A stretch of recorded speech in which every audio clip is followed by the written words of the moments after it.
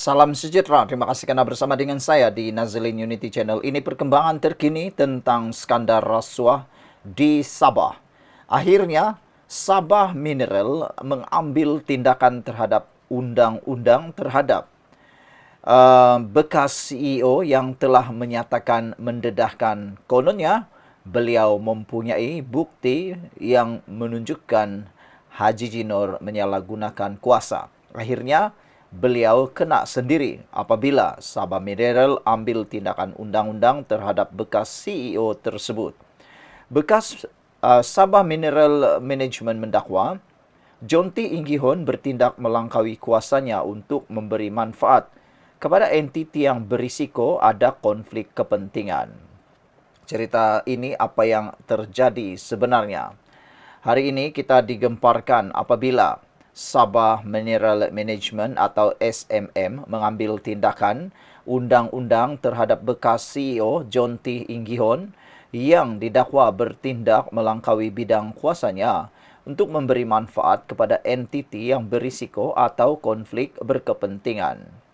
Dalam kenyataan hari ini, SSM memaklumkan pihaknya telah menjalankan siasatan dalaman mendakwa mendapati ada pelanggaran tanggungjawab fidusiari, kegiatan penipuan, salah nyata atau penipuan terhadap lembaga pengarah SMM serta salah laku oleh John T.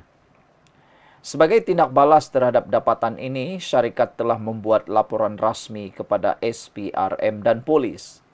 Siasatan telah mengenal pasti beberapa kejadian di mana John T. bertindak melangkaui kuasanya dan tindakannya bertujuan memberi manfaat kepada entiti dengan risiko konflik kepentingan dengan bersekongkol dengan pihak ketiga yang mewakili kartel berkepentingan.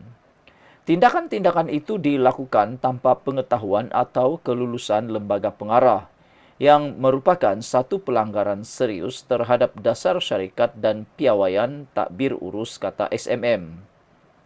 Namun syarikat itu tidak memberikan butiran lanjut mengenai tindakan yang didakwa dilakukan oleh John T. Untuk rekod, kenyataan John T. dilaporkan dalam beberapa artikel Malaysia Kini menyatakan bahawa kononnya beliau mempunyai dokumen atau mempunyai bukti yang mana ia boleh membuktikan bahawa Haji Jinor kononnya menyalahgunakan kuasa.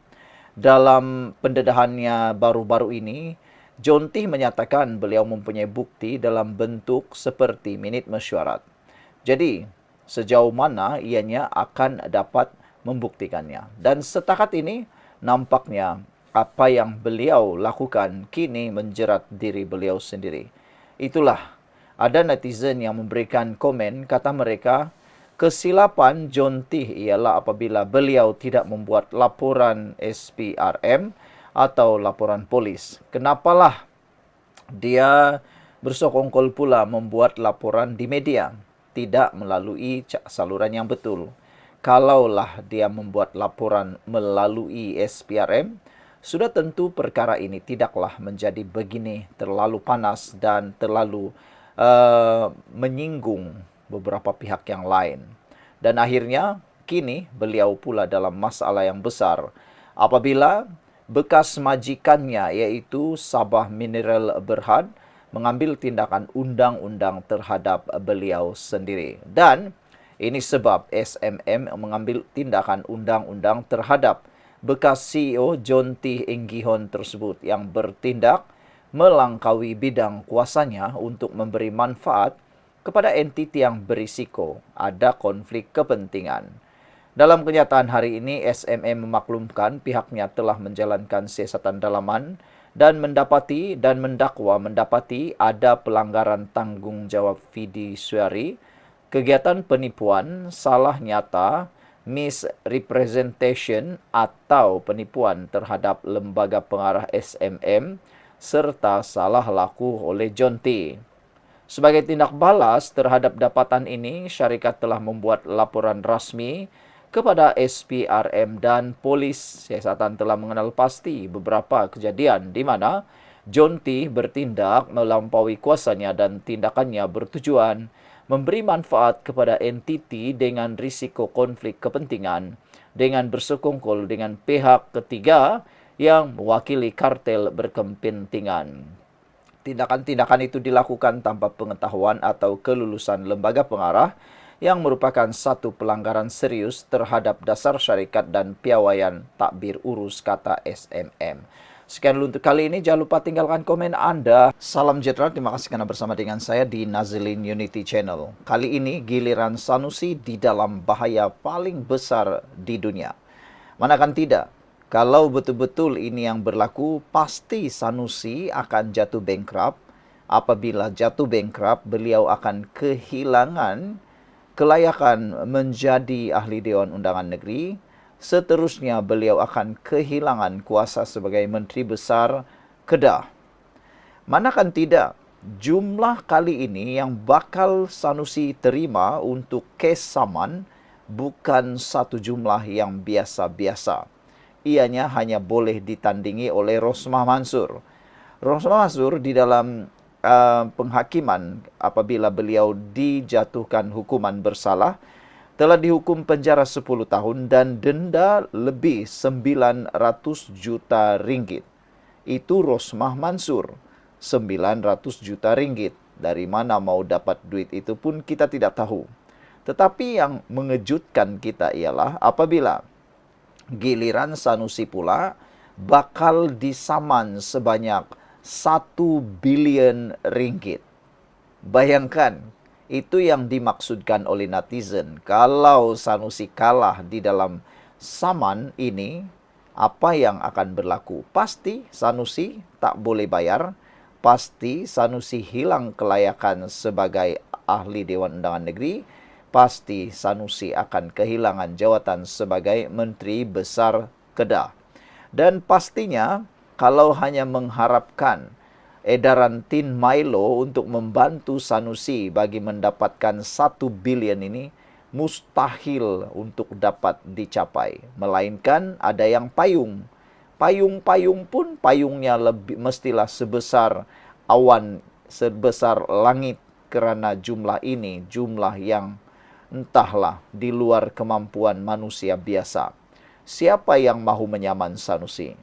DSET Group bakal saman Sanusi 1 bilion ringgit. Siapa itu DSET? Jom kita dengar bersama. Kumpulan DSET memutuskan untuk mengambil tindakan undang-undang dengan menyaman Menteri Besar Kedah, Datuk Seri Muhammad Sanusi Maknor sebanyak 1 bilion ringgit. Sekali lagi saya ulang, 1 bilion ringgit. Bukan 1 ringgit, bukan 10 ringgit, bukan 1 juta ringgit, bukan 100 juta ringgit, bukan juga 500 juta ringgit, tapi 1 bilion ringgit.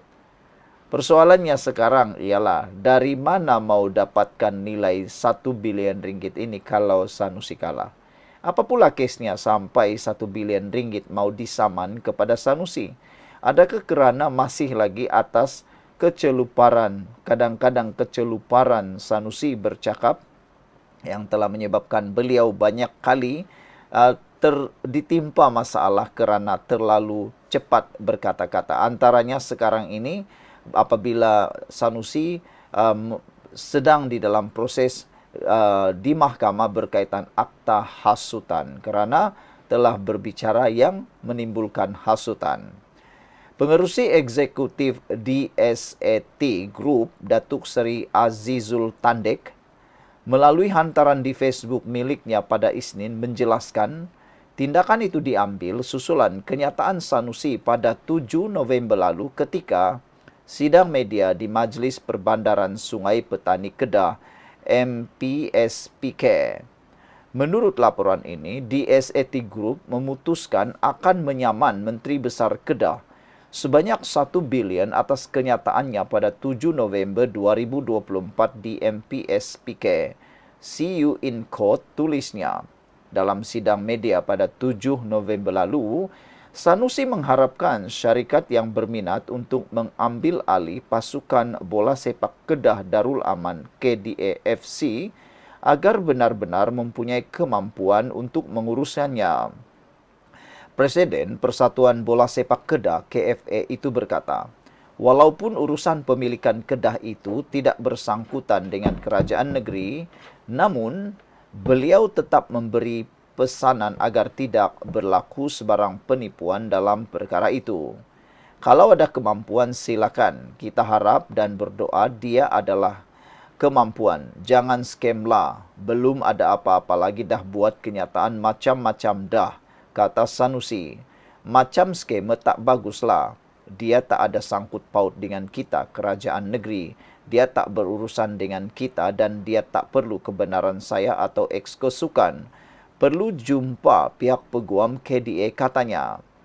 Sebelum ini, pemilik KDAFC Tan Sri Dr. Muhammad Daud Bakar memperlawa mana-mana pihak yang berminat memiliki pasukan itu untuk menghantar surat tunjuk minat atau surat tawaran secara rasmi kepada mereka. Menurutnya, tiada halangan untuk mempertimbangkan mana-mana tawaran yang munasabah serta tulen demi kepentingan dan kelangsungan KDAFC. Pelawaan itu kemudian disambut Azizul yang mengutuskan surat rasmi melalui anak syarikatnya, Mahsuri Medical Center MMC pada had lalu mengenai minat mendapatkan pasukan bola sepak tersebut. Saudara-saudara sekalian, ini memang betul-betul panas 1000 kali panas apabila DSAT Group bakal menyaman Sanusi sebanyak 1 bilion ringgit Malaysia. Hantaran yang dimuat naik di Facebook milik Azizul yang memutuskan akan menyaman Sanusi sebanyak 1 bilion itu kini mula tular di media sosial, terutamanya di TikTok. Ada yang mula mengatakan Sanusi mau sembunyi mana lagi apabila DSAT Group memutuskan akan menyaman Menteri Besar Kedah sebanyak 1 bilion ringgit atas kenyataannya pada 7 November di MPSPK dengan tulisan See You in Court. Apa sebenarnya kenyataan Sanusi pada 7 November itu? Menurut kenyataan itu, jom kita lihat apa yang Sanusi katakan di dalam kenyataan media itu ialah beliau mengharapkan syarikat yang berminat untuk mengambil alih pasukan bola sepak Kedah agar benar-benar mempunyai kemampuan untuk menguruskannya. Pasukan atau Presiden Persatuan Bola Sepak Kedah itu berkata, walaupun urusan pemilikan kelab itu tidak bersangkutan dengan kerajaan negeri, namun beliau tetap memberi pesanan agar tidak berlaku sebarang penipuan dalam perkara itu. Kata Sanusi, kalau ada kemampuan silakan, kita harap dan berdoa dia adalah ada kemampuan. Jangan skemlah, belum apa-apa lagi dah buat kenyataan macam-macam dah, katanya. Macam skema tak baguslah. Dia tak ada sangkut paut dengan kita, kerajaan negeri. Dia tak berurusan dengan kita. Dan dia tak perlu kebenaran saya atau ekskesukan.